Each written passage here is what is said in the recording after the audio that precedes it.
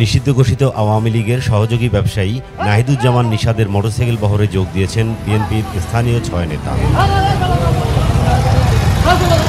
শনিবার গাইবান্ধার সাগাটা এলাকায় মোটরসাইকেল শোডাউন অংশগ্রহণ করেন তারা। বিএনপি নেতাদের এমন আচরণে সাধারণ কর্মী ও সমর্থকরা পড়েছেন বিভ্রান্তিতে। এই বিএনপির ৬ নেতা হলেন সাগাটা উপজেলার বিএনপির যুগ্ম আহ্বায়ক মঈন প্রধান লাবু, আবুল কালাম আজাদ, স্বেচ্ছাসেবক দলের যুগ্ম আহ্বায়ক উজ্জ্বল শেখ, উপজেলা ছাত্র দলের সদস্য সচিব মিজানুর রহমান মৃদুল, যুগ্ম আহ্বায়ক সাইফুল ইসলাম সাইদ ইকবাল, জুমারবাড়ি ইউনিয়ন ছাত্র দলের সাধারণ সম্পাদক নাইম। এদিকে দলীয় শৃঙ্খলা ভঙ্গের অভিযোগে চলতি বছরের ২৪ সেপ্টেম্বর নাহিদুজ্জামান নিশাদকে স্থায়ীভাবে বহিষ্কার করা হয়। এছাড়া সম্প্রতি তিনি স্বতন্ত্রভাবে ভোট করার ঘোষণা দিয়ে মাঠে নামেন। এরই অংশ হিসেবে শনিবার গণসংযোগ শুরু করেন তিনি। পরে সাগাটা এলাকায় মোটরসাইকেল নিয়ে শোডাউন দেন সাবেক বিএনপি নেতা নিশাদ।